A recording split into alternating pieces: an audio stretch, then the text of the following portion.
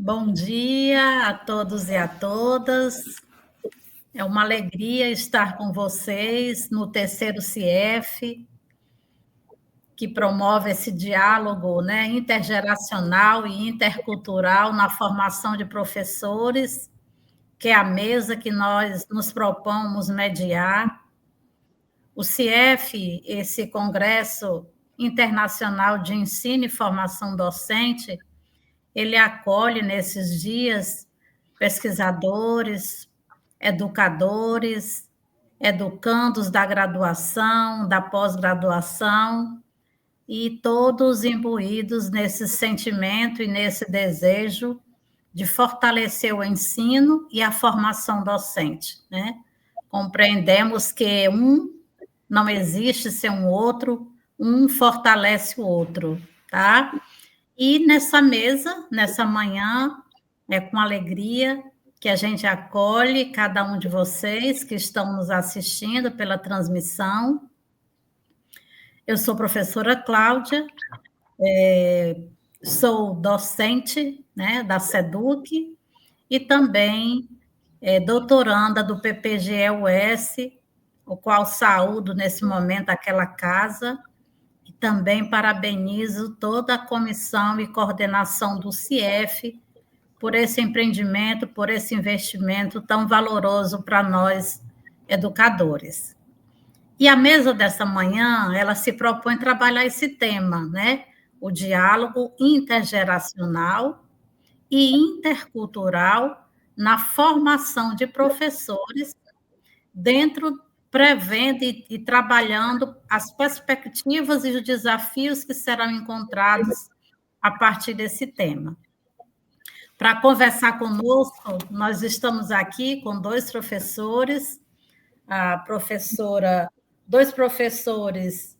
da Universidade Católica de Portugal, aqui em Braga, e a gente vai apresentar para vocês quem são os professores que estão conosco. Na tela, inicialmente, nós estamos com a professora Filomena Hermida da Ponte, ela que é investigadora e é docente, é coordenadora dos mestrados em educação na Universidade Católica Portuguesa, aqui em Braga, Portugal. Ela tem doutorado em psicologia evolutiva da educação na Universidade de Santiago de Compostela. É mestre em educação especial pela Universidade do Minho, aqui em Braga, licenciada em artes visuais e licenciada em educação pela arte. A professora ela tem como área de concentração, na sua investigação, a arte e educação, a educação pela arte, a psicologia da educação e desenvolvimento neurociência, e também é autora de inúmeras publicações, capítulos de livros e artigos. Então, com alegria, a gente acolhe a professora Filomena, que em breve fará a sua exposição sobre a temática. Mas nós também queremos saudar o professor Eduardo Duque, que está compondo essa mesa, e que em breve, quando chegar o momento de sua fala, nós faremos a apresentação da sua mini biografia, professor, seu mini currículo, tá? Então, professor Filomena, é uma alegria estar com a senhora aqui nesse momento, e a gente abre o espaço, nós teremos 30 minutos de fala para cada participante, e a partir desse momento a gente começa a ouvi-la, saudando a todos e todas, e desejando um bom debate, um enriquecedor debate nessa manhã. É com a senhora.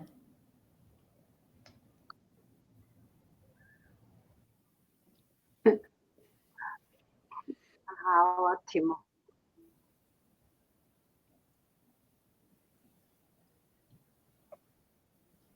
Pode falar, professora. Não ouvíamos, Cláudia.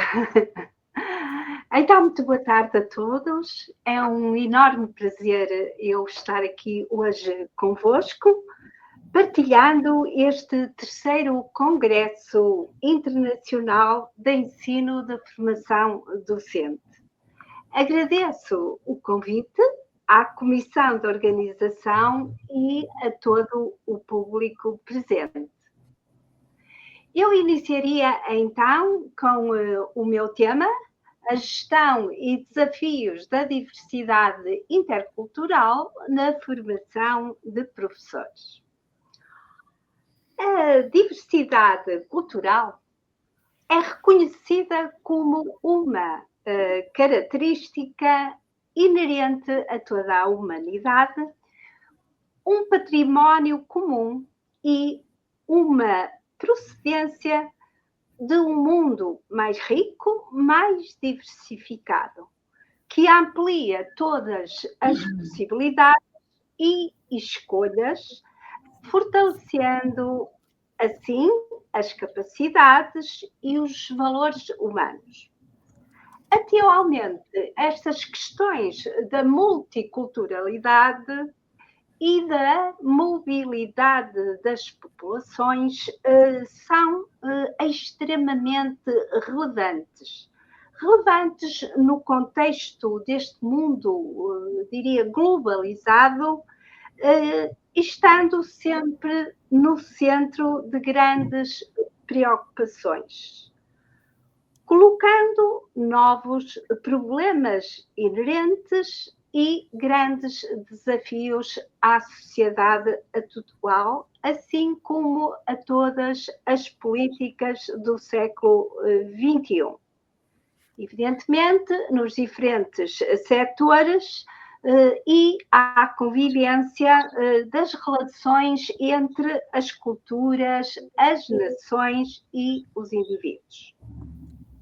Estas problemáticas implicam um novo, diria, reposicionamento metodológico e epistemológico, um novo olhar, um novo paradigma ao nível da investigação, mas também da formação e da intervenção no domínio das relações interculturais. Este fenómeno vem colocar numerosas questões. Questões práticas, estratégias e políticas relativas à gestão da interculturalidade e da comunicação, muito especificamente da comunicação intercultural, bem como da gestão das interações entre o eu e os outros, o eu e o outro. A diversidade e a gestão da interculturalidade são objeto de grande preocupação, como eu disse, de vários organismos internacionais e nacionais. Eu falo concretamente da Unesco, da OCDE, os quais têm desenvolvido múltiplos projetos e diversificadas iniciativas, tendo em vista sempre a promoção do diálogo intercultural, constituindo assim áreas e campos muito importantes da contemporaneidade. Também nos diversos domínios científicos e interventivos. A sociedade da informação e todo o processo de globalização condicionam, de certa forma, estas prioridades da ação. Nos domínios do conhecimento, e falo concretamente no domínio da educação, da formação e da inovação. Colocam, assim, novos desafios aos direitos da cidadania. A multiculturalidade é crescente, expande-se a todo o tecido social, fazendo com que as sociedades sejam, assim, confrontadas com uma grande heterogeneidade, tanto linguística, cultural, mas também comportamental. Assim como as atitudes, os comportamentos um pouco nacionalistas, racistas e xenófobos. Todas estas constatações exigem a adoção de práticas e de estratégias políticas adequadas de forma a poderem responder e fazer face a estas novas realidades políticas, escolares, sociais, culturais, implicando, assim, o desenvolvimento de competências essas de forma a poderem gerir essa complexidade de relações entre as pessoas, os grupos culturais diferentes, diversificados, assim como os conflitos inerentes e a cooperação transnacional. O papel da educação, da formação, aqui no caso muito específico, é sem dúvida fundamental na edificação da cidadania e, sobretudo, da inclusão social. A formação de professores neste papel assume importância relevante e crescente, constituindo, assim, um grande desafio para o sistema educativo, mas também para a coesão social. Perante o exposto, a grande questão era como reage a escola face à crescente diversidade das sociedades atuais e ao crescimento de múltiplas pertenças, multilinguismo, cidadanias múltiplas, sociedades multiculturais. Nós sabemos que a educação deve sempre considerar, ter em conta, em primeiro lugar, a formação de professores para a interculturalidade, prepará-los, a colaboração das associações de imigrantes na promoção do acesso à escola e, sobretudo, um reforço de informação sobre o sistema educativo. A aposta na formação de professores vai no sentido de uma pedagogia intercultural, ou seja, privilegiando, em primeiro lugar, as opções vocacionais das populações e, sobretudo, das suas realidades linguísticas, socioculturais, tanto no conhecimento das suas situações já vivenciadas, experimentadas, e falo concretamente no seu espólio cultural. No conhecimento de situações vividas e, digo, sobretudo, experimentadas.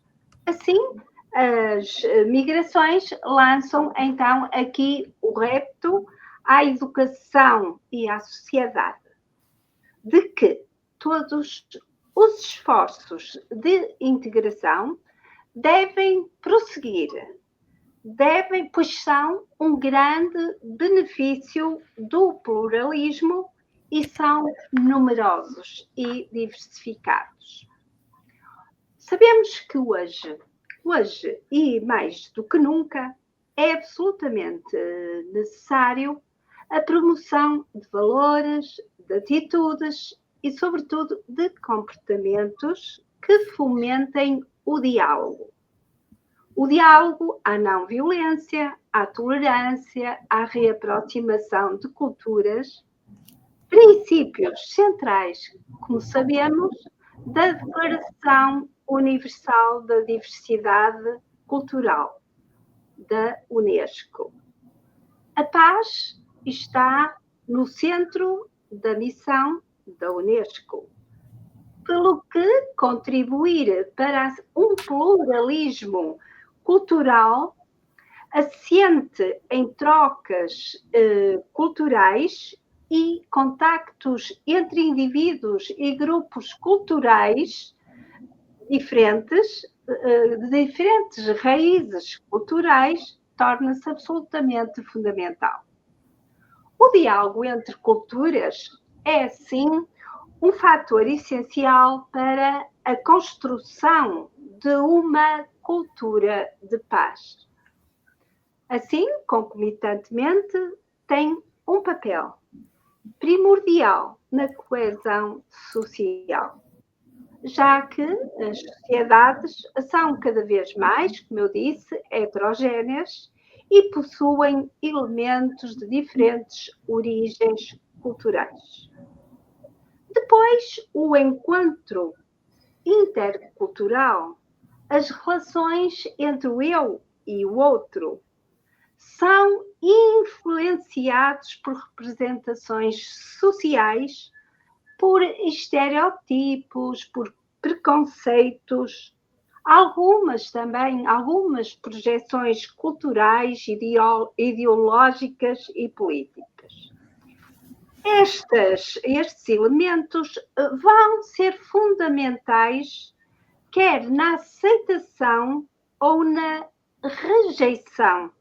Estamos a falar na aceitação no sentido da inclusão e na exclusão no sentido da discriminação.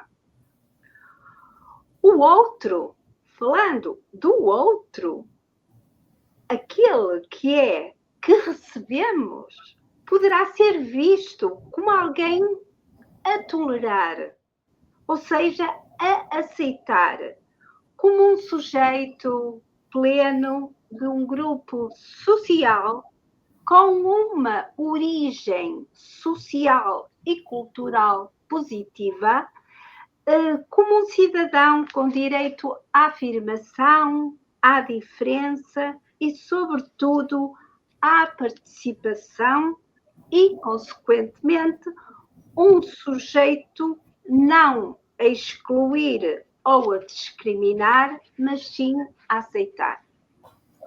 Depois, o encontro entre pessoas, gerações e culturas. Eu estou a referir-me a grupos, como eu digo, diferentes do ponto de vista cultural, étnico ou linguístico. Os processos adaptativos e as dificuldades psicossociais, tudo isto temos que ter em conta. Assim, é objeto de estudo todas estas intervenções nos vários domínios científicos e, nomeadamente, muito concretamente, na psicologia. A educação à pluralidade não é só a proteção contra a violência, não é isso, mas também um princípio ativo de enriquecimento cultural e cívico das sociedades contemporâneas.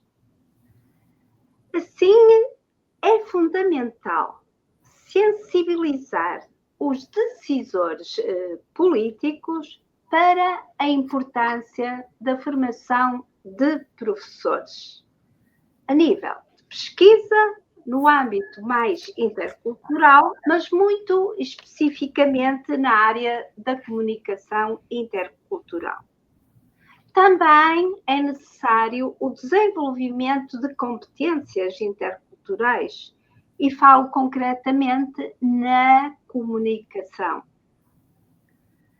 Também é fundamental a população, sendo a maioria, e neste caso muito concreto, a formação de professores e investigadores, esta área da interculturalidade é absolutamente necessária, tanto para a área da educação, como jurídica, política e outras, muito concretamente, os próprios média.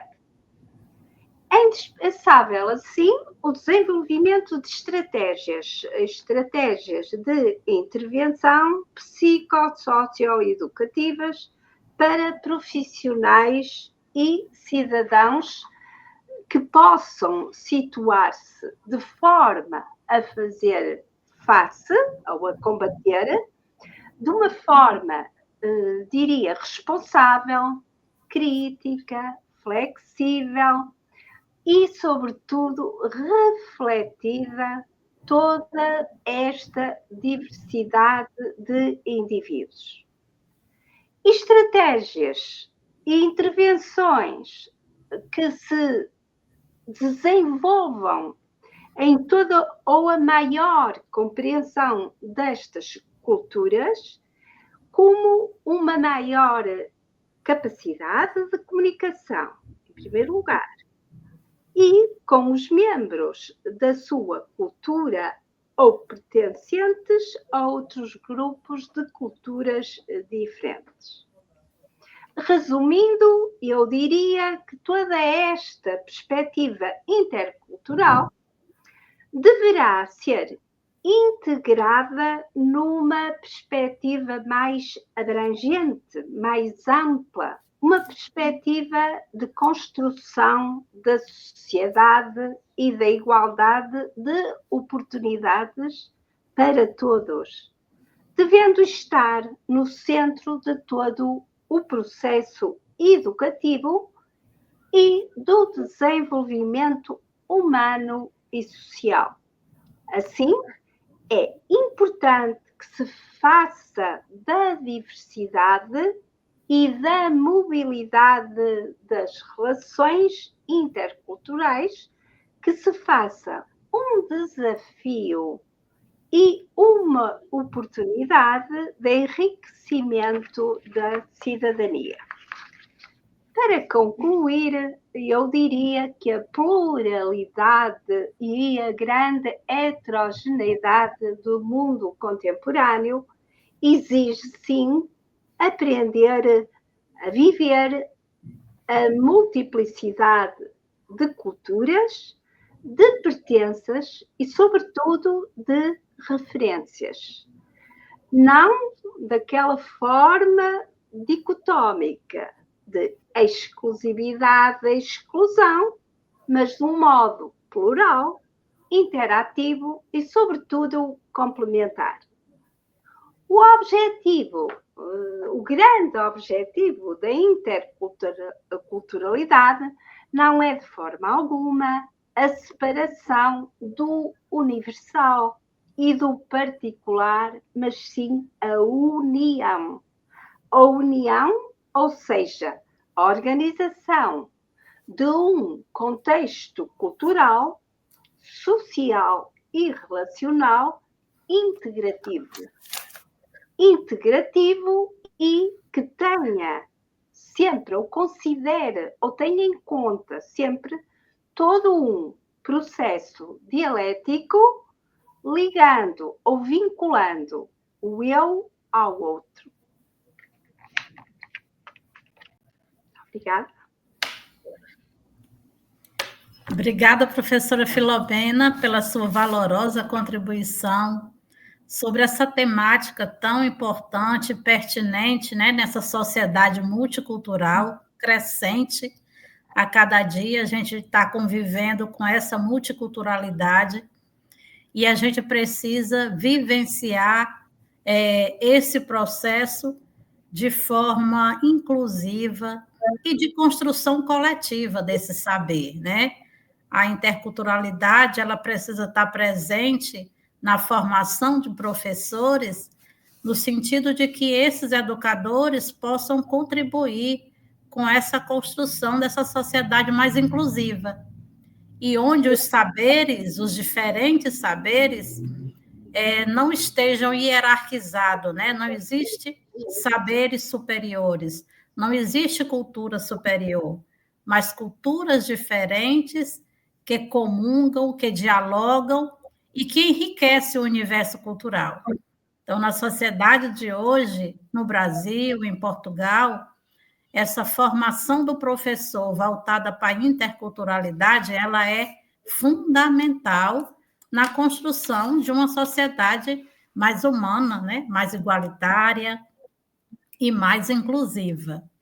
E aí, a professora Filomena, a gente também poderia, ela tem mais 5 minutinhos ainda, e a gente poderia ver com a professora Filomena alguns exemplos, né, de vivência dela nessa cultura, nessa vivência intercultural que é tão comum em Portugal, né, a presença de muitas culturas no dia a dia e as suas experiências também como docente, né, como professora de mestrados e doutorados em outras culturas. O que é que você poderia compartilhar conosco, professora Filomena? De experiências vivenciadas? Eu tive algumas experiências, como eu gosto de contar algumas experiências que tive poucas, muito poucas, mas a experiência que eu tive é extremamente rica. Eu tive em Moçambique, na altura eu estava era docente de 2 unidades curriculares do doutoramento em Psicologia do Desenvolvimento e considerei esta experiência não só a nível de escola, do próprio curso, mas sim no seu habitat. Ou seja, tive oportunidade de ter o tempo e conseguia tirar um pouco de tempo para, de certa forma, perceber que tipo de vida, que estilo de vida é que os meus alunos tinham extra-escola. Em primeiro lugar, acho este grupo agora, que podem ver, estão todos formados, são todos doutores em Psicologia do Desenvolvimento. Em primeiro lugar, foi muito fácil, porque não existia a barreira da língua. Portanto, à partida, é muito fácil lidar com este tipo de pessoas. Havia outras barreiras, assim como muitos facilitadores, mais facilitadores que barreiras. Todos eram alunos com profissões muito diversificadíssimas, mas todos tinham um objetivo comum, que era ser professores e queriam ter o grau superior na carreira académica. Lutavam e lutavam muito. Devo dizer que eles estavam anos-luz dos nossos alunos portugueses. Eu não vou dizer que tive que os alfabetizar, não, de forma alguma, mas tive que adequar o currículo aos seus saberes e às suas necessidades. Extremamente humildes, mas todos, em termos de profissão, eram considerados expoentes máximos, líderes na sua especialização, na sua profissão. Isto porquê? Porque, como eu disse, altamente motivados, não só para trabalhar como para estudar, o que, de certa forma, complementava muito os seus saberes. Em termos como é que eu hei de explicar? Em termos de tempos livres, eles dedicavam-se não só ao trabalho, mas sim a profissões paralelas. Todos eram professores ou todos trabalhavam noutras áreas. Tenho aqui, por exemplo, a senhora da frente, que era um membro de uma, como é que eu hei de dizer? Ela era inspetora, aqui dizemos inspetores judiciários, ela era inspetora da Interpol, que fez questão em nos levar para conhecer como é que funcionava toda aquela engrenagem e todo o trabalho que ela desenvolvia. Outros nos levavam mais para o setor mais industrial, e tínhamos lá uma cidadezinha pequenina, que era pequenina, mas perto de Maputo só tínhamos a tal Matola, em que nos mostravam a realidade deles, que era bem diferente da realidade na universidade. Eles eram produtores de produtos agrícolas e tinham paralelamente essa atividade. Curiosamente, eles educavam os filhos, desde muito pequeninos, a participar com os pais na venda desses produtos. Pesca, também se dedicavam à pesca. Quero dizer eu com isto que houve aqui uma grande troca de saberes. E é isso que pretendemos.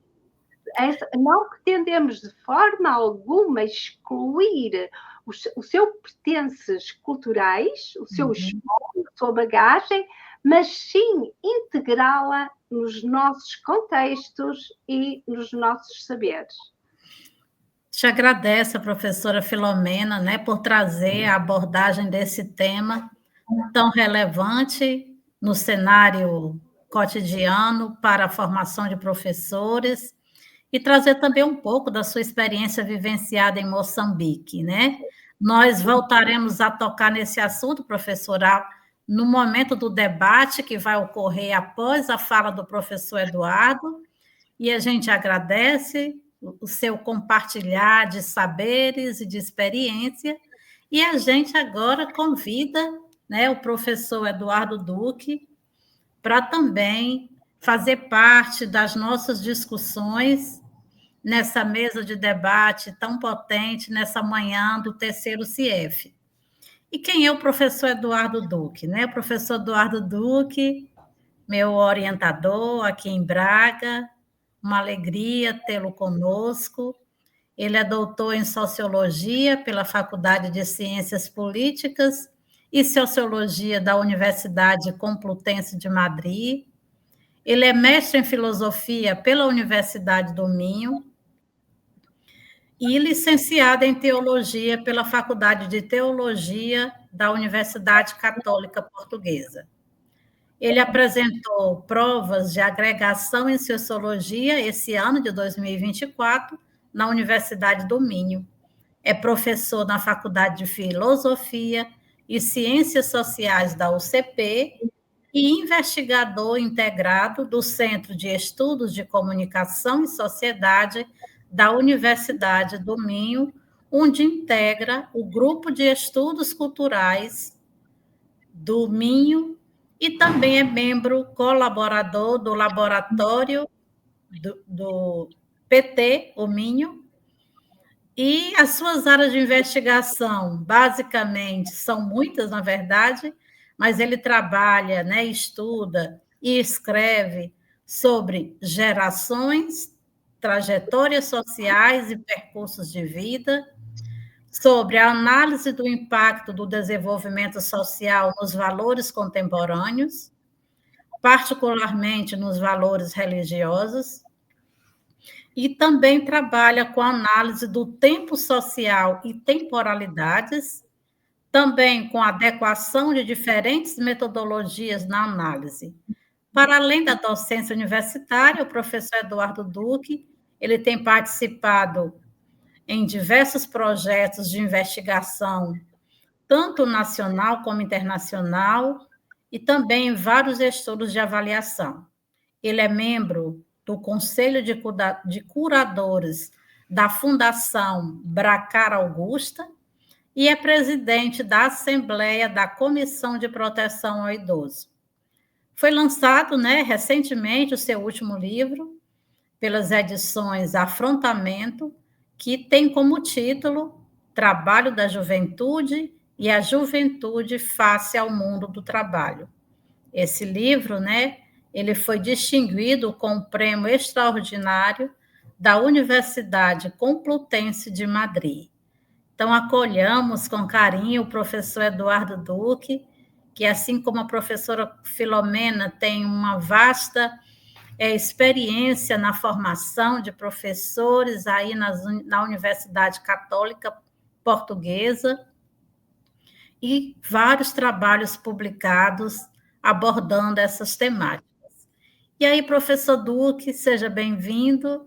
E aí a gente vai, a partir de agora, destinar esses 30 minutos para o senhor poder compartilhar, seus saberes, conhecimentos adquiridos até então sobre essa temática tão instigante que é a intergeracionalidade e a sua importância na formação dos professores. Bom dia e bem-vindo. Seu microfone, professor. Então, muito bom dia, obrigado antes de mais pela apresentação. Cumprimento todos os colegas educadores, formadores e todos os presentes. Começo por saudar a organização deste congresso, na pessoa da senhora professora Elisângela André. Saúdo naturalmente também a minha colega com quem tenho estado nestas coisas, em vários sítios, inclusive no Brasil, até presencialmente, a sua professora Filomena Ponte, que me antecedeu neste encontro. Saúdo também a nossa moderadora, a sua professora Cláudia Assis, com quem tenho a alegria de partilhar também este momento. Depois da fala, depois da conferência da sua professora Filomena Ponte, a minha vida fica facilitada, não é? Ora, é com grande satisfação que me dirijo a vós hoje para discutir um tema que considero central neste panorama educativo atual. O diálogo intergeracional e intercultural na formação de professores, perspectivas e desafios contemporâneos. Ou seja, não vamos falar de tempos antigos, vamos falar da sociedade de hoje, não é? Especialmente num contexto marcado por instabilidade e incerteza. Eu queria começar esta conversa, e já que estou em casa, se estivesse no Brasil presencialmente não levaria os livros, já que estou em casa tenho os livros comigo, por isso vou-vos mostrar. Um dos livros que eu acho que é estupendo para compreendermos este tempo é exatamente deste senhor, que se chama O Aroma do Tempo, Byung-Chul Han. Este autor, segundo ele, nós vivemos tempos de rápidas transformações sociais, tecnológicas e culturais que afetam profundamente a forma como educamos e somos educados. Então, Byung-Chul Han, este livro, O Aroma do Tempo, é estupendo exatamente para compreendermos a sociedade em que nós estamos. É um livro pequenino, lê-se facilmente e que aconselho verdadeiramente a que toda a gente o possa ler.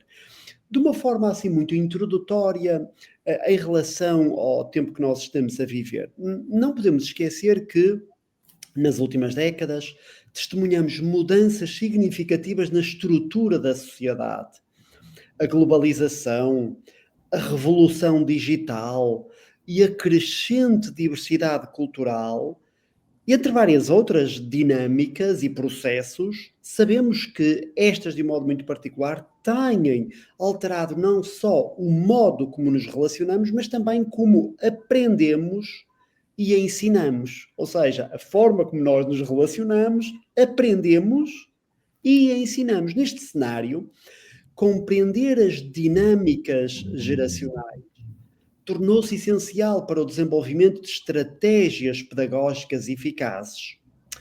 Gosto muito do vosso pedagogo Paulo Freire, mesmo muito, e ele destacou na sua obra Na Pedagogia do Oprimido, dizia: a educação deve ser um ato de libertação que considera o contexto social dos educandos.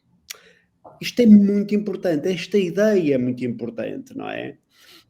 A distância entre gerações, como sabemos, ampliou-se, não é? Entre os pais e os filhos. Há mudanças significativas.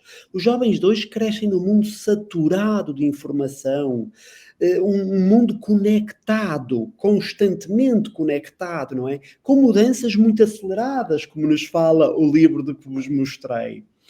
Um autor de que também admiro, Mark Prensky, cunhou o termo nativos digitais. Todos nós já ouvimos falar em nativos digitais. O que é que isto quer dizer? Ele cunhou este termo para descrever esta geração imersa na tecnologia digital desde o nascimento, acentuando a diferença geracional. Contrariamente a esta geração mais jovem, muitos adultos, incluindo professores, aqui é a tónica, podem sentir-se desconectados destas realidades, enfrentando desafios para compreender e acompanhar as vivências dos mais jovens. Então, falarmos hoje em dia do ensino sem falarmos das gerações, eu creio que alguma coisa não bate bem, porque em boa verdade estamos em mundos muito, muito, muito diferentes, não é? Às tantas, o tempo em que eu estudei, ou se a professora Filomena estudou, e o tempo de a quem nós estamos a ensinar, são tempos de facto muito diferentes. A escola, dizemos nós num artigo que é meu e do professor Durão Vaz, e que se intitula A Educação e as Relações Intergeracionais, a necessidade de um novo pacto social, é assim o título deste artigo. A escola, dizemos nós, é um espaço social fundamental onde a interação é crucial para o desenvolvimento cognitivo. A escola enfrenta o desafio de se reinventar para responder às necessidades das gerações atuais. Os alunos muitas vezes chegam às salas de aula com um conjunto de experiências e expectativas que diferem significativamente das gerações anteriores. Estão habituados a interações digitais, a acesso instantâneo à informação e uma cultura de grande imediatismo. E conto-vos até uma história. Eu não sei se no Brasil a expressão que se usa é esta, mas em Portugal é. Por exemplo, nós antigamente dizíamos nós vamos ferver o leite. Ainda não havia micro-ondas. A professora Filomena sabe bem aqui como nós dizíamos. Se nós hoje aqui em Portugal dissermos a um aluno nosso mais novo assim, vamos ferver o leite, ele dizia, vão o quê? Não é? Vão o quê? Não, nós colocamos o leite 1 minuto e meio no pequeno almoço, refiro-me ao pequeno almoço, 1 minuto e meio no micro-ondas e passado 1 minuto e meio o leite está quente, não é preciso ferver. Ou seja, isto mudou muito, muito, muito. E ao mudar muito, nós temos que compreender que há metáforas, que há ideias que os jovens nos dias de hoje não compreendem. E o professor tem que saber o mundo em que está para conseguir transmitir os conteúdos até aos seus alunos. Há um autor que eu também admiro muito que se chama Seymour Papert. Ele é um pioneiro no uso da tecnologia na educação. E ele enfatizava que os computadores podem ser ferramentas poderosas para o desenvolvimento cognitivo se integrados de forma significativa no processo de aprendizagem. Ou seja, temos que integrar a vida de hoje, a aceleração de hoje, a tecnologia de hoje, no processo de aprendizagem. Neste contexto, creio eu, a escola deve servir como uma ponte entre o conhecimento tradicional e as novas formas de aprendizagem, adaptando-se sem perder a sua essência e garantindo que continua a ser um espaço de crescimento pessoal e intelectual. Eu, a este propósito, queria-vos mostrar um livro de Franz Emil Cilampa, que eu tenho algures aqui, ou tinha, pensava que eu tinha aqui, mas olha, ficou na estante. Mas que fala também exatamente sobre... desculpa, está aqui, tenho aqui. É este livro. Este livro é um Nobel, eu hoje vou-vos mostrar alguns Nobels, não é? Ele é estupendo. Este livro, aquilo que nos diz é o quanto este autor deve a sua vida à escola. O livro chama-se Santa Miséria. É prémio Nobel, ele, o Cilampa, e o Franz Emil, não é? Emil Cilampa, foi prémio Nobel, e escreve esta obra Santa Miséria. E no fundo, não obstante ele não dizer que fala da vida dele, mas fala muito da vida dele. Não é? É um homem paupérrimo, que nasce numa família paupérrima e que, se não fosse a graça da escola, de facto ele não teria chegado onde chegou. Um livro é muito, muito bom. Muito, muito bom. Aconselho a todos a ler. O que é que se passa então hoje com as gerações atuais? Poderíamos refletir, não é? As gerações atuais vivem um paradoxo interessante. Então, por um lado, são consideradas referências culturais. Os mais velhos são uma referência cultural, especialmente no que diz respeito a modelos de vida, que diz respeito formas de ser, formas de estar. Os jovens olham para os mais velhos e, a priori, para os seus pais, etc., e pensam que eles são as suas referências. Os jovens, habitualmente, quando se pergunta nos inquéritos, atribuem sempre muita importância à família, não é? O Henry Jenkins fala de que hoje em dia é importante trabalharmos uma cultura participativa, onde todos participam, os mais velhos e os mais jovens, e onde os jovens não são apenas consumidores.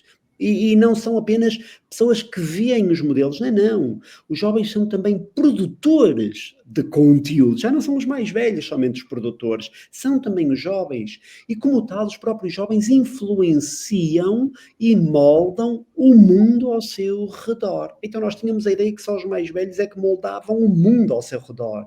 E hoje aquilo que eu quero dizer é exatamente o contrário. Hoje os jovens também produzem muita cultura e temos que os envolver então no processo de aprendizagem para eles conseguirem também levar esta cultura até aos demais. Por outro lado, estão também profundamente marcadas as gerações pela insegurança resultante da precariedade social e profissional. Não podemos esquecer isto.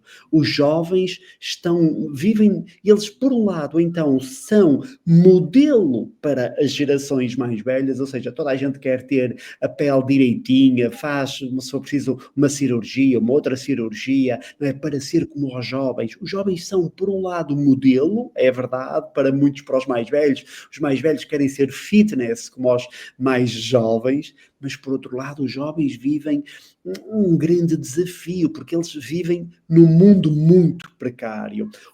Nós todos já ouvimos falar em Zygmunt Bauman. Zygmunt Bauman, que fala aquele conceito da modernidade líquida.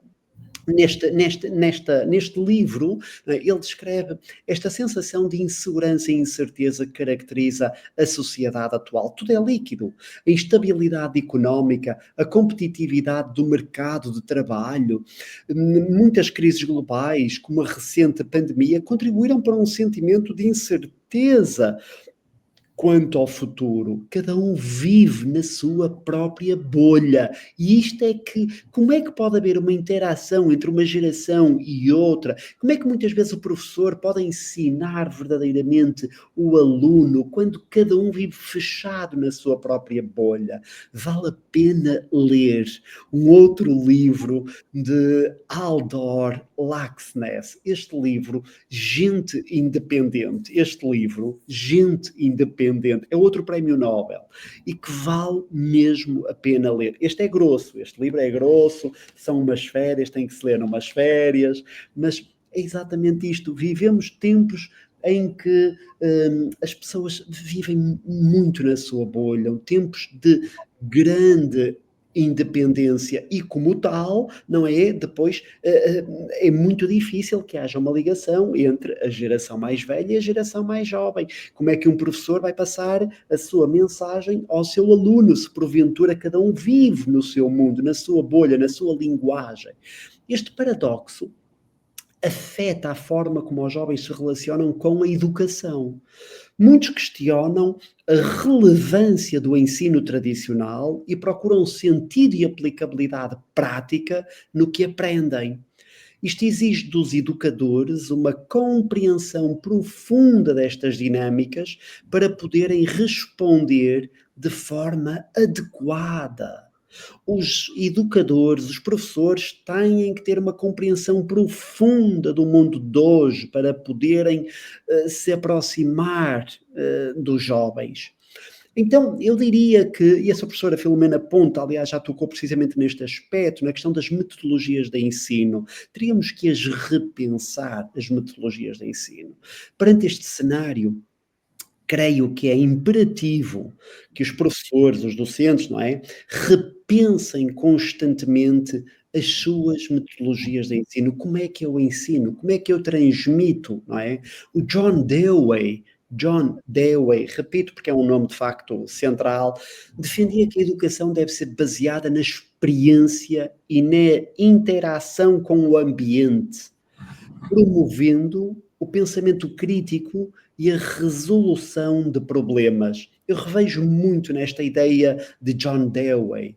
Não se trata apenas de incorporar tecnologia nas aulas, é porque pensamos que nos dias de hoje os jovens estão na tecnologia, vamos também utilizar mais, recorrer mais à tecnologia. Não se trata disso. O que é preciso é desenvolver abordagens pedagógicas que reconheçam e valorizem a complexidade da juventude contemporânea. Isto é, nós temos que ter práticas pedagógicas que vão ao encontro deles, que abarque, contemple na forma como nós ensinamos, nas nossas práticas, a complexidade das juventudes de hoje. Não falo só da juventude, mas das juventudes de hoje. E para isso o que é preciso? Valorizar as experiências digitais. Se eles estão no digital, então nós temos que valorizar as experiências digitais. Os jovens estão imersos num ambiente digital. Eu olho para os meus sobrinhos e vejo isso, e vocês também, a professora Filomena, a professora Cláudia também vê isso. As redes sociais, os jogos online, várias plataformas não são apenas entretenimento, são espaços de socialização e de aprendizagem informal. Os docentes devem reconhecer estas experiências e explorá-las como recursos educativos. Aquele autor, aliás, eu já falei dele há bocadinho, Seymour Papert, acreditava que integrar a tecnologia de forma construtiva pode aumentar o envolvimento dos alunos e tornar a aprendizagem mais relevante. Ou seja, o professor não pode rejeitar o mundo digital em que ele está envolvido, não é? Tem que o integrar para que, de facto, o jovem se sinta mais integrado e aprenda a partir dele. Depois também outras perspectivas, valorizar as perspectivas únicas dos alunos, não os deixar de fora. Cada aluno traz consigo, a professora Filomena falava disto, traz consigo uma perspectiva única, moldada pelas suas experiências pessoais e culturais. Cada um é o seu contexto. A professora viu em Moçambique, Howard Gardner, este grande autor, Howard Gardner, com a sua teoria das inteligências múltiplas, argumenta que os alunos têm diferentes formas de aprender e a expressar o seu conhecimento, o que deve ser considerado nas práticas pedagógicas. A sala de aula deve ser um espaço onde estas perspectivas são ouvidas e integradas no processo educativo. Cada um bem da cidade, outro bem do campo, outro bem daqui, outro bem dacolá. O que importa é integrar, promovendo um ambiente inclusivo e estimulando o pensamento crítico. É impossível nós continuarmos a educar a pensar que todos vêm da cidade, que todos têm a mesma realidade, que todos têm o mesmo passado. Não! Cada um vem do seu contexto e os contextos são tão diversos, porque dependem da família, dependem do lugar de onde vêm, depende se vêm do norte, do centro, do sul, dependem das várias possibilidades que tiveram desde a infância, depende se os seus pais são formados, se não são formados, depende das sensibilidades da família. Há famílias que, não obstante não terem estudado, foram desde muito cedo muito sensíveis pais para com os seus filhos em relação ao sistema educativo, animando-os a estudar para que saíssem da pobreza. E há outros pais que desvalorizam por completo o ensino. E aquilo que eu creio é exatamente isto: atender ao lugar de cada um e levar para a sala de aula precisamente as experiências de cada aluno, que cada aluno possa falar sobre a sua experiência e a partir daquela experiência o professor possa de facto levar o aluno até onde ele de facto quer levar. Uma outra ideia que eu achava também que seria também bastante importante era a integração do conhecimento tradicional. Isto não é só tecnologia, também é importante a integração do conhecimento tradicional, exatamente por causa das gerações, não é? Deste diálogo, de onde é que nós vimos. Embora seja importante inovar, não devemos desconsiderar o conhecimento acumulado pelas gerações anteriores. Um grande autor que eu gosto muito, o Jerome Brunner, propunha um conceito de currículo em espiral. De certeza que nós todos já ouvimos falar disto. O currículo em espiral, o que era isto? Onde os alunos revisitam temas ao longo do tempo, aprofundando a sua compreensão e integrando novos conhecimentos com o que já sabem. É o currículo espiral. O desafio é, como refere a um autor que estou em casa e por isso posso mostrar livros, não é? O desafio é, como nos fala, por exemplo, um autor que todos nós conhecemos, Mia Couto. Mia Couto, neste pequenino livro, Um Rio Chamado Tempo, Uma Casa Chamada Terra, é espetacular. O que ajuda-nos a encontrar um equilíbrio entre a tradição e a inovação. É exatamente isto que eu creio que tem que acontecer na sala de aula. Bem, eu creio que temos que trabalhar, a grande questão aqui, ou a chave de mudança aqui é a formação docente. É? Trabalharmos mais a formação docente. E a formação docente desempenha um papel crucial neste processo de transformação. Os professores não nascem preparados para enfrentar estes desafios. Os professores precisam de ser formados para serem mediadores intergeracionais eficazes.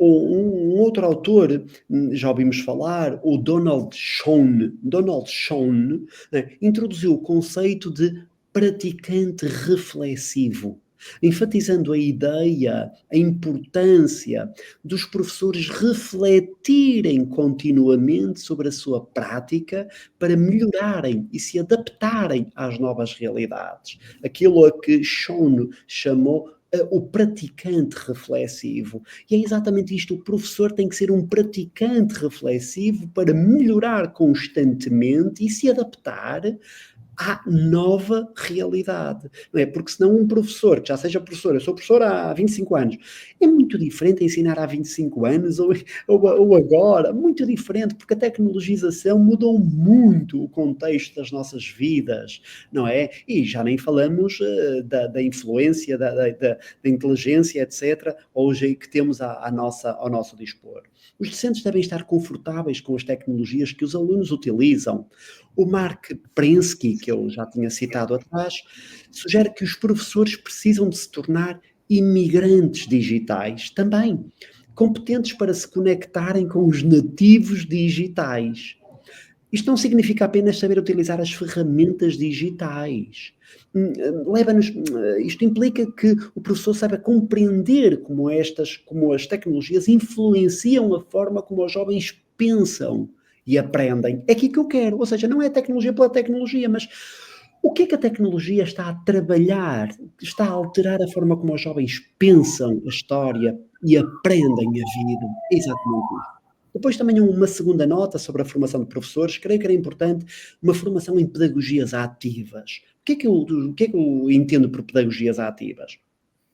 Métodos de ensino centrados no aluno, como a aprendizagem baseada em projetos ou problemas, podem ser mais eficazes para envolver os alunos. O Piaget, Jean Piaget, que todos nós conhecemos, não é? Todos nós estudamos, com a sua teoria construtivista, defendia que os alunos constroem o conhecimento através da interação com o mundo, aquilo que nós já falávamos atrás, não é? O que fundamenta a importância das pedagogias ativas.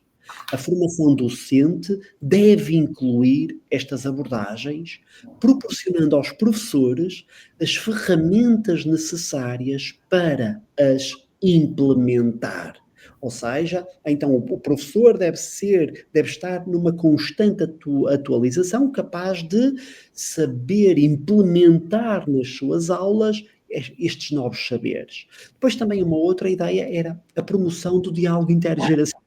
Isto e vou terminando, porque senão não é, tenho muita coisa para partilhar com os colegas.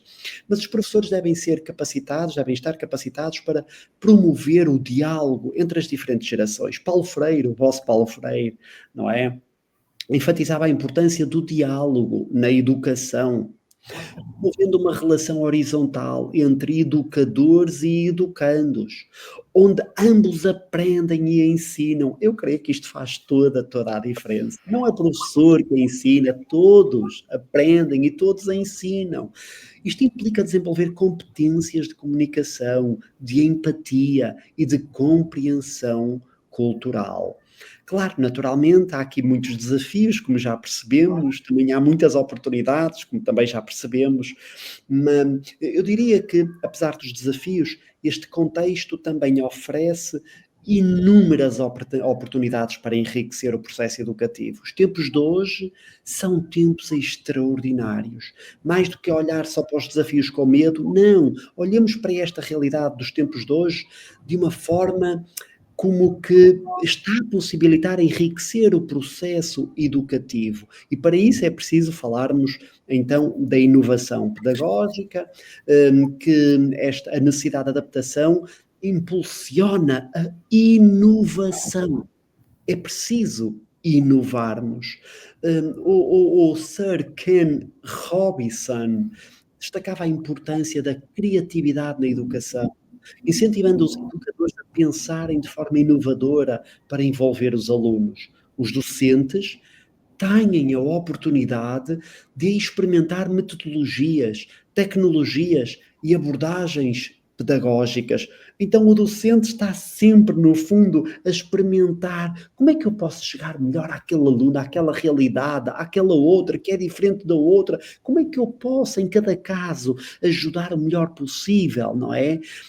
A passar a mensagem que o professor pretende passar. Depois uma outra ideia também poderia ser trabalharmos a aprendizagem colaborativa. Hoje que se fala tanto, não é? Nas várias plataformas, etc., de colaboração. A colaboração entre os alunos e professores pode e deve ser fortalecida. Eu recordo-me que há vários autores que sustentam que a aprendizagem é essencialmente social, ocorrendo através da interação uns com os outros, ou seja, é neste diálogo que se aprende, que nós aprendemos, que todos aprendem, que os professores também aprendem. Ao reconhecer que todos têm algo a aprender e a ensinar, criamos um ambiente de aprendizagem mais dinâmico e mais significativo. Todos temos algo, os alunos também têm. Creio que também uma outra nota que é importante é a educação para a cidadania global. Não podemos deixar esta questão da cidadania global para outros tempos, não. Temos que a trazer para as nossas aulas, para a nossa formação de professores, num mundo cada vez mais interconectado, como dizíamos acima. A educação pode promover valores de cidadania global, preparando os alunos para enfrentar desafios globais, como as alterações climáticas, desigualdades sociais, as questões de saúde pública, etc. Edgar Morin, propõe uma educação que desenvolva o pensamento complexo, capacitando os alunos para compreenderem e agirem no mundo globalizado. É exatamente isto. Então, vá lá, trabalhar aqui a questão do pensamento não só criativo, no que eu falava já atrás, o Innerarity tanto fala, mas desenvolver o pensamento complexo, não é? Conclusão. Bem, como é que eu poderia concluir? Talvez lembrar o primeiro livro, não é? Em tempos de instabilidade e de incerteza, aquele do Byung-Chul Han, a educação surge como um farol que pode guiar as gerações futuras. Eu só acredito na educação como um farol para guiar o futuro. Ele aponta, ele abre, ele rasga o tempo. No entanto, para cumprir este papel, é necessário que tanto o ensino como a formação docente evoluam e se adaptem às realidades atuais. Podíamos, a este propósito, ver este livrinho, e termino com a aprendizagem, com a amostra de livros, porque estou mesmo a terminar, mas creio que vale a pena.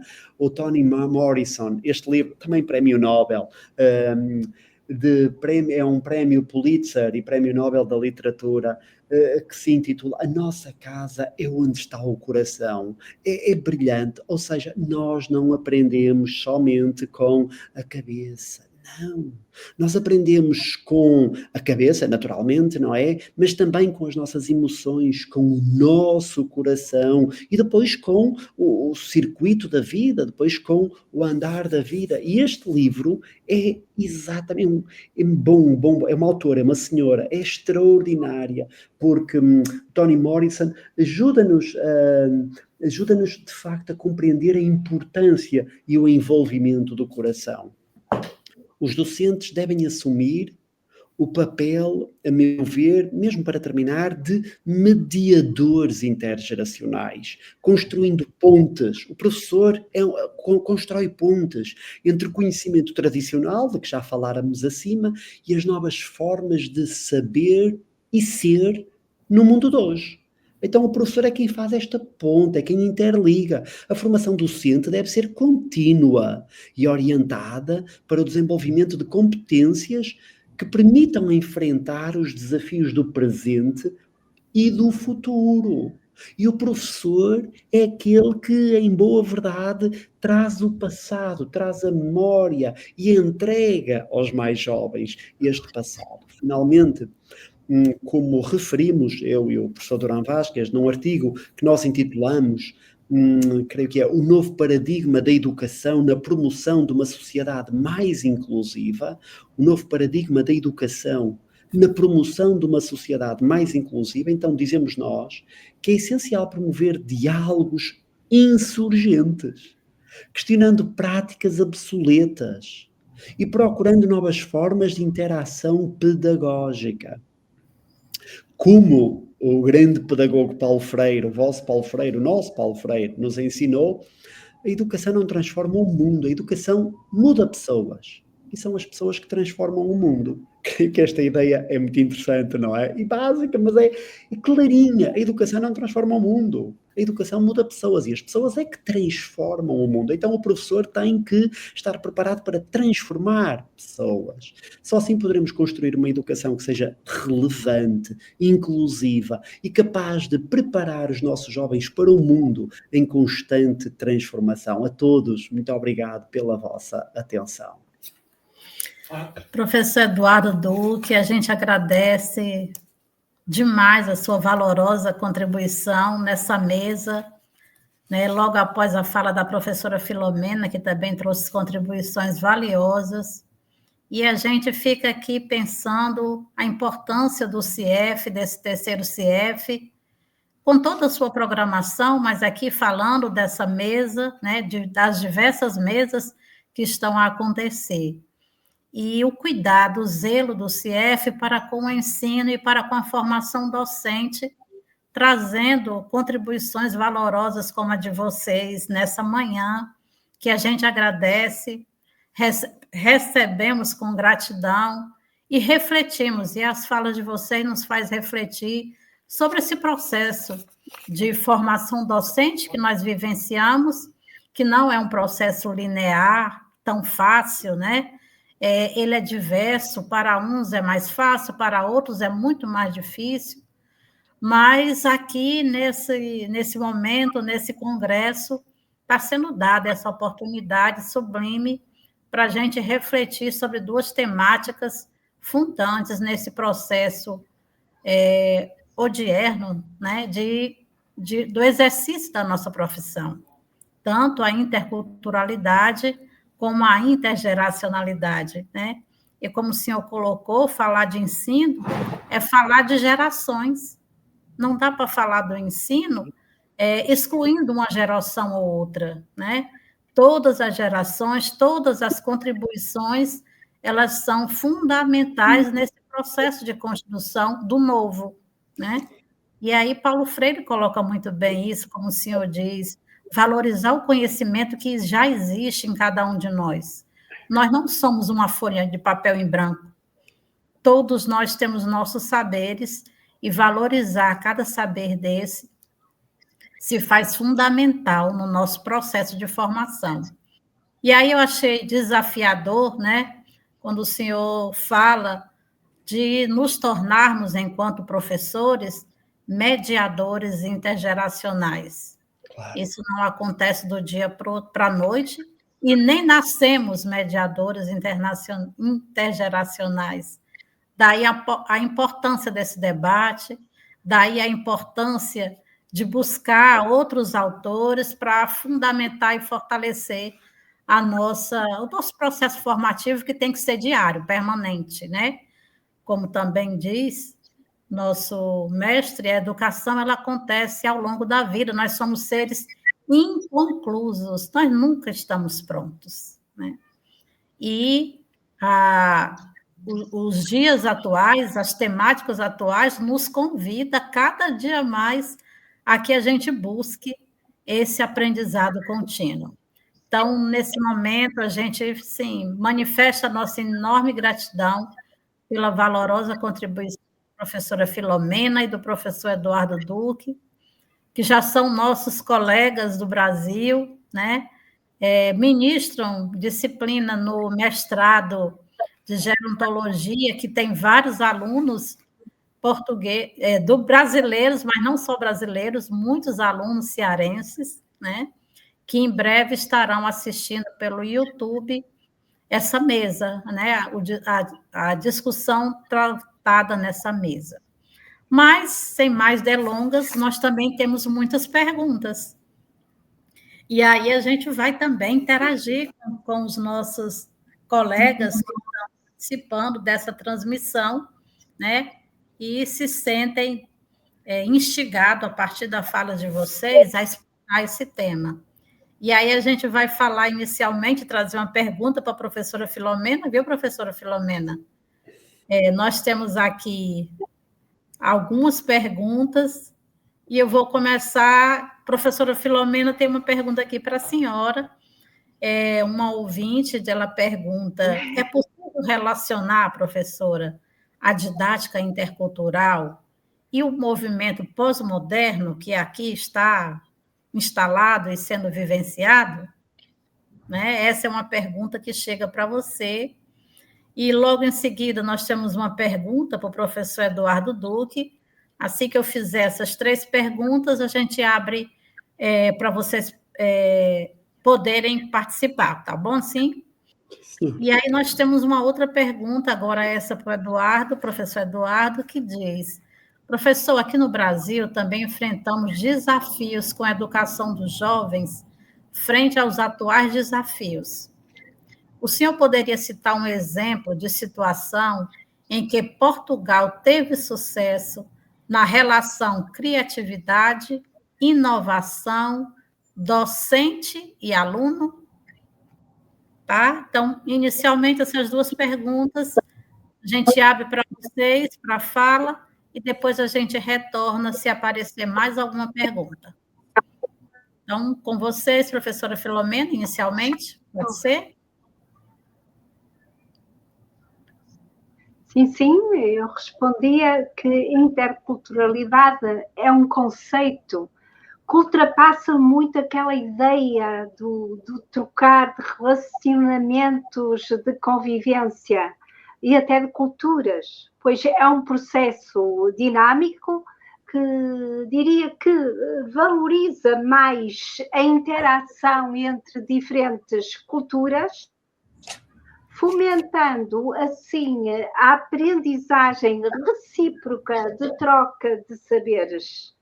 É uma proposta que eu diria, uma proposta ética, de política, de construção das sociedades que nós tanto apelamos, às sociedades inclusivas, equitativas, mas, sobretudo, democráticas.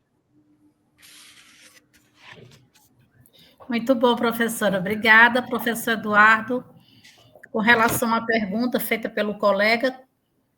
Sim, a ideia seria para darmos um exemplo, não era? Se eu bem percebi, era para darmos um exemplo, certo?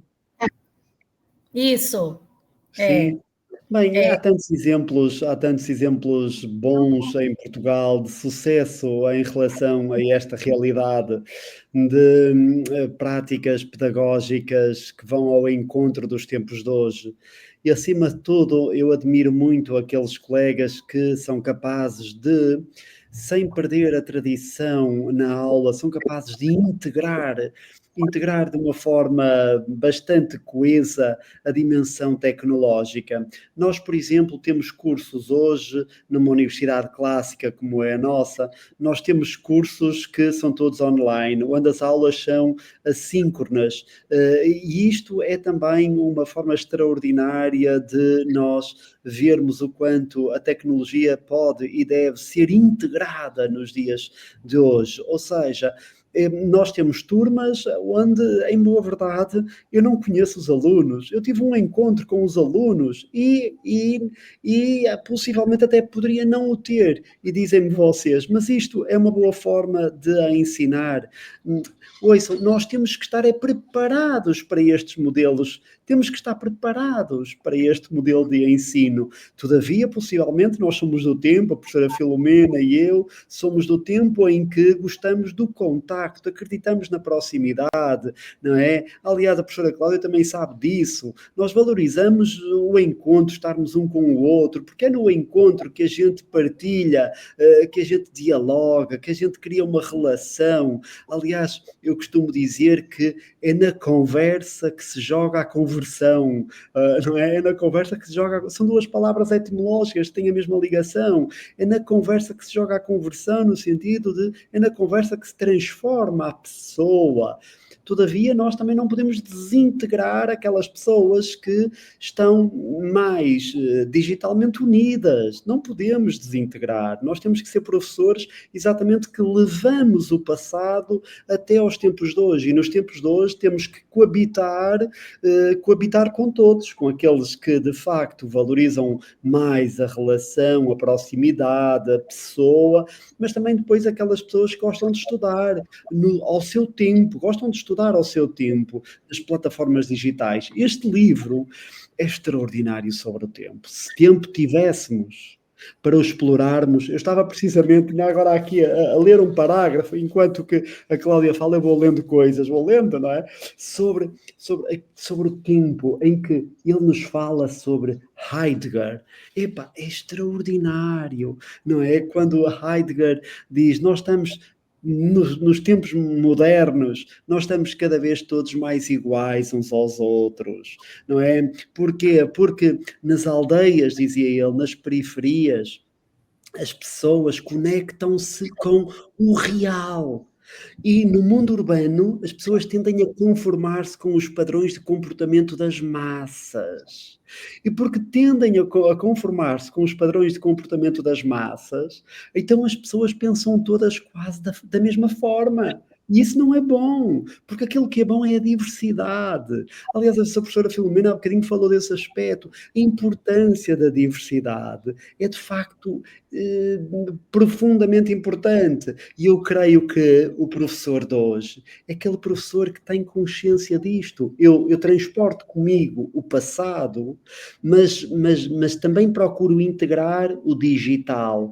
Então, sem nunca rejeitar a tradição, levá-la aos alunos, mas integrando esta dimensão digital. E eu dei o exemplo, espero que a pessoa em causa que fez a pergunta fique satisfeita, não sei se ficará, mas dei este exemplo, que para mim foi uma grandíssima aprendizagem. Eu tive que estudar muito, muito, muito, para que as aulas fossem todas assíncronas, todas, de um rigor absolutamente incrível. E sabem uma coisa? Ao ter que preparar as aulas todas assíncronas, ou seja, as aulas estão todas na plataforma, isso levou-me a que as minhas aulas, levou-me a eu ser ainda mais organizado nas minhas aulas clássicas, nas aulas em que eu estou presencialmente com os alunos, não é? Levou-me porquê? Porque aquela assincronicidade tornou-me mais rigoroso na organização, nas aulas presenciais. Espero ter respondido à questão em causa. Obrigada, professor Eduardo, mas nós temos mais uma pergunta aqui para o senhor, E Sim. também temos um tempinho, né? Vamos aproveitar para a Olha, gente dialogar sobre a temática e se bom. aprofundar sobre ela. E a pergunta é essa: como podem os professores criar estratégias pedagógicas que dialoguem com as características e desafios das gerações atuais, considerando a crescente distância entre as experiências dos jovens e dos adultos? E aqui, professor, eu trago um elemento que é bem do Brasil, que é uma das modalidades da educação, que é a modalidade de educação de jovens e adultos, onde, na experiência do Ceará, nós temos os centros de educação de jovens e adultos, onde convivem, como o nome já está dizendo, né, alunos de diversas gerações, a partir de 15 anos até não tem limite, né? Mas hoje, no centro que nós trabalhamos, nós temos aluno de 76 anos. Então, eles convivem diariamente, professores, estudantes de diversas idades, são diversas gerações. Então, envolver esse cenário do Brasil, da educação de jovens e adultos, como o senhor poderia também trazer essas estratégias que a gente poderia desenvolver para promover essa geração, esse nome que o senhor falou, para nos tornarmos mediadores intergeracionais?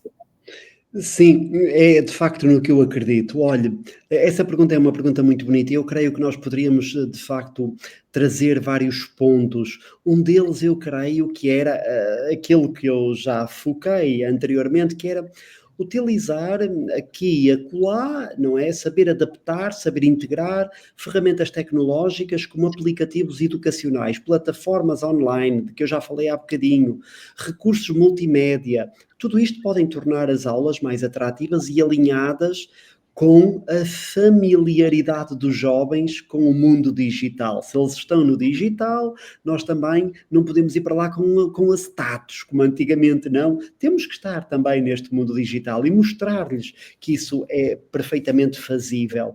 Uma segunda ideia poderia ser, por exemplo, a aprendizagem ativa e colaborativa. E aqui eu creio que nós temos que dar um grande salto. É preciso implementar metodologias que incentivem, creio eu, né, a participação ativa dos alunos, como aprendizagens baseada em projetos. Não só transmissão de conteúdos, vamos fazer projetos, estudos de caso, por exemplo, trabalhos em grupo, como isto é importante, os trabalhos em grupo, não é? Que já se faz tanto. Tudo isto promove maior compromisso, interação e desenvolve naturalmente habilidades sociais, de que já falávamos há bocadinho, desta importância destas habilidades sociais. Uma outra ideia poderia ser também conteúdo relevante e contextualizado. Adaptar o currículo para incluir temas atuais e relevantes para a realidade dos estudantes, creio eu que ajuda a estabelecer conexões significativas entre o conteúdo escolar e as suas experiências de vida. Isto é, trazer então conteúdo relevante para as aulas, não coisas muito do passado, não, trazer coisas que interessem aos jovens e a partir daqueles casos transmitir os conteúdos que há a transmitir. Depois, desenvolvimento de competências socioemocionais. Também creio que é muito importante. Eu já falei há um bocadinho, mas creio que é importante. Abordar aspectos como a empatia, a resiliência, a inteligência emocional.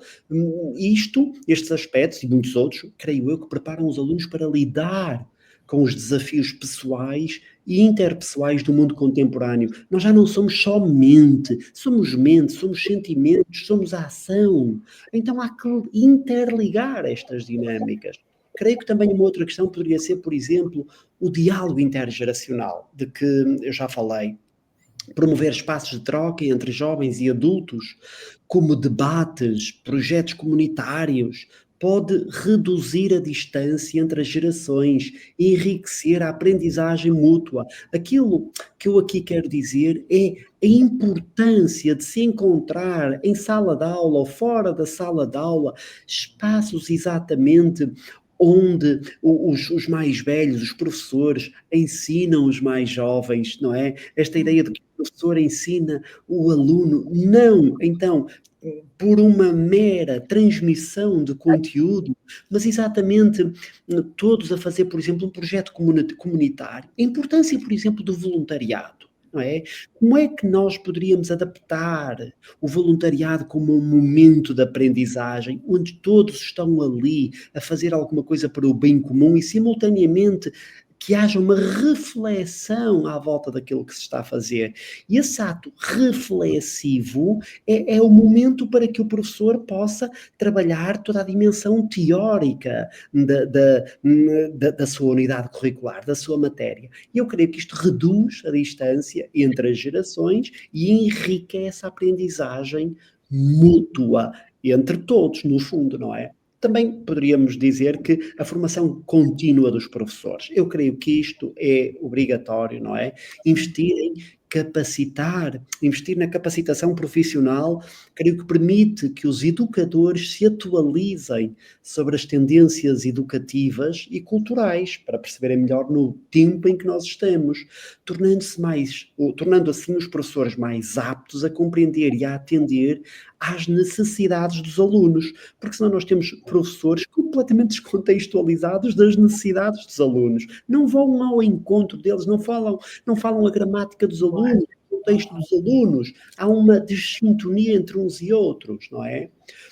Não sei, poderíamos também, por exemplo, pensar na personalização do ensino. Eu também já falei isso há bocadinho, reconhecer e valorizar as diferenças individuais dos alunos, adaptando estratégias de ensino para atender a diversos estilos de aprendizagem e ritmos, favorecendo assim uma educação mais inclusiva. Nós não nascemos todos na cidade, uns nascem num sítio, outros noutro, uns pensam de uma forma, outros de outra, e então tentar exatamente a partir da história de cada um, o professor retirar o melhor que cada aluno pode ter, pode dar. Uma outra ideia que eu creio que também poderia ser interessante, seria, por exemplo, estimular o pensamento crítico e a autonomia. Incentivar os estudantes a questionar, a pesquisar, a refletir de forma crítica sobre o mundo ao seu redor. Isto promove a autonomia e prepara os alunos para enfrentar o mundo complexo em que nós estamos a viver. Vivemos num mundo complexo, então temos que ter também formas de que o aluno possa pensar o que é que está a estudar, não é?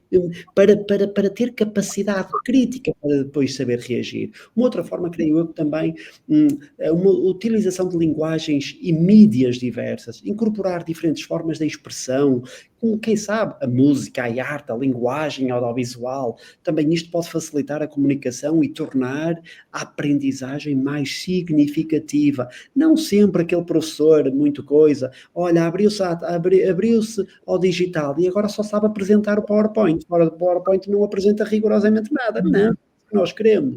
É um professor que sabe bem, o professor tem que saber muito bem o que é que ele quer transmitir, e a partir do momento em que ele sabe o que é que quer transmitir e se ele sabe onde é que quer chegar com o aluno, depois ver a melhor forma, pode ser de facto através de uma música, pode ser da arte, pode ser a linguagem audiovisual, mas o que importa é que ele saiba o que é que quer levar e a partir daí, de facto, depois então fazer com que o aluno faça essa viagem.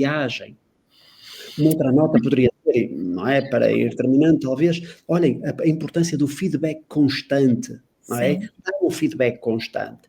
Eu creio que é importante estabelecer uma comunicação aberta, onde o feedback seja uma via de mão dupla, não é? Ajuda a construir confiança e ajustar práticas pedagógicas conforme as necessidades dos alunos. Então nós estamos a ouvir, estamos sempre muito atentos a melhorar. O professor tem que estar sempre atento a melhorar, a aproximar-se mais, a distanciar-se, a reconhecer que falhou ali, a procurar ir a melhorar acolá, etc. Isto é, a importância do feedback. Eu creio que ao implementar estas estratégias, que eu fui aqui elencando várias, os professores podem criar ambientes educativos que não apenas reconhecem as particularidades das novas gerações, de que já falamos, mas também aproveitam estas características para enriquecer o processo de ensino e aprendizagem, tornando mais eficaz e relevante. Não podemos esquecer que o professor carrega consigo, traz consigo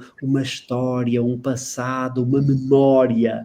E essa história, esse passado e essa memória não podem ficar somente em si. Não, também são importantes que o professor leve e transmita para o aluno a sua experiência de vida. E porquê? Porque o aluno vai compreender melhor a matéria e dizer, pois é, o professor pensa assim porque ele viveu isto. E o aluno vai compreender melhor. E então, noutras vezes, também, para que o professor não seja um solipsista, que seja um concentrado nele próprio. Não. Depois, também o professor, a partir da história do António, da Maria, do João, do Paulo, e a partir daquelas histórias que ele já conhece, não é, também levá-los a refletir sobre aquilo que o professor quer que os alunos reflitam, a partir da história concreta de cada um. Muito obrigado. Gratidão, professor. Acho que sua fala trouxe muitas contribuições para o professor, educador, repensar sua prática e para que a gente possa também buscar, né, essa autoformação, essa formação permanente, considerando essa temática da intergeracionalidade e da interculturalidade. Mas a professora Filomena também queria contribuir, não é isso, professora? Trazer também algumas contribuições quanto a essa pergunta. Fique à vontade, nós ainda temos 5 minutinhos. Gostei da proposta estratégica do professor Eduardo Duque, e falou em inteligências múltiplas como recurso ou uma forma de aprender. Eu sou a favor dessa estratégia metodológica que é o educar pela arte, que o professor Eduardo teve o cuidado de falar aí. Eu então, baseada nas inteligências múltiplas, e uma vez que esta proposta de educar pela arte vai ao encontro dos interesses e motivações dos alunos e até das suas aptidões, e eu referia como proposta exatamente o educar pela arte. Educar pela arte no sentido que refere-se ao pensamento divergente, que é excelente, como penso eu, como pensa ele, de maneiras diferentes, discrepantes, mas todas têm a sua importância. Depois, a criatividade e como disse ao professor Eduardo bem, assim se resolvem problemas. Portanto, educar pela arte são dois conceitos que eu acho muito interessantes, pois aqui, neste contexto, refere-se à arte, não como apenas a potencializar as capacidades ou isso, não. A arte faz parte do processo psicológico do homem e abrange dois grandes princípios que são fundamentais à aprendizagem, que é o princípio da forma, que tem a função da percepção, como é que as crianças percebem as coisas, aqui na interculturalidade. Eu percebo, conforme as minhas experiências e as minhas vivências, uma criança em África, por exemplo, tem uma percepção diferente de determinados conceitos, ou tem concepções privadas sobre as coisas. Depois, educar, portanto, não é de forma alguma só isto, educar é acumular saber, não. E depois, a arte, como eu digo, que faz parte do processo biológico do homem, dá-nos essa noção da percepção, que a criança percebe igual a mim, é a percepção, portanto, e a criatividade, que é uma forma de imaginação. Tem que se valorizar muito a percepção das crianças sobre as coisas e a imaginação, a criatividade e o pensamento divergente. E eu escolheria como uma belíssima estratégia as inteligências múltiplas. Valorizava e como estratégia pedagógica, educar pela arte, na visão do Herbert Reed, que trabalha muito, muito bem essa estratégia. Professora, muito boa a sua colaboração, trazer esse elemento da arte para esse processo formativo, que é tão fundamental na formação do ser humano pleno, né? Esse ser humano integral. Mas aí a gente está assim, o tempo está estourando, nós não vamos poder aprofundar o debate mais ainda, mas a gente gostaria muito de agradecer, enquanto brasileiras, enquanto CIEF, a coordenação do CIEF manifesta aqui a enorme gratidão pela contribuição valorosa de vocês dois, professora Filomena, professor Eduardo Duque. Compreendemos que aqui nós estamos dando mais um passo nessa relação de colaboração também, né? Colaboração entre o Brasil e Portugal, que é um elemento significativo, né? Nessa questão da interculturalidade também, né? Nós estamos aqui nesse diálogo Brasil-Portugal, aprendendo e trocando experiências e sabendo dos valores que os teóricos brasileiros, os professores brasileiros também têm, mas também aprendendo com vocês, nessa relação de mão dupla e nessa relação horizontal, né? Numa relação horizontal, onde a gente aprende e a gente ensina e a gente constrói saberes coletivamente. Então, a gente agradece a todos que estiveram conosco até agora, nessa transmissão, abordando esse tema tão pertinente, às vezes não tão vivenciados nas nossas discussões e no nosso dia a dia de estudo, que é o diálogo intergeracional e intercultural na formação dos professores. As perspectivas e desafios foi o que vocês trouxeram e foi o que foi aqui discutido. Então, nós encerramos esse momento aqui, acreditando que outros virão e agradecendo de forma muito calorosa essa valorosa contribuição de vocês. Então, agradecemos a coordenação do CIEF pelo convite, pela iniciativa de tratar esse tema e de convidar os professores Eduardo e professora Filomena para estar aqui conosco. Nosso muito obrigada, uma boa tarde para vocês, né, para aqui que estão no Brasil.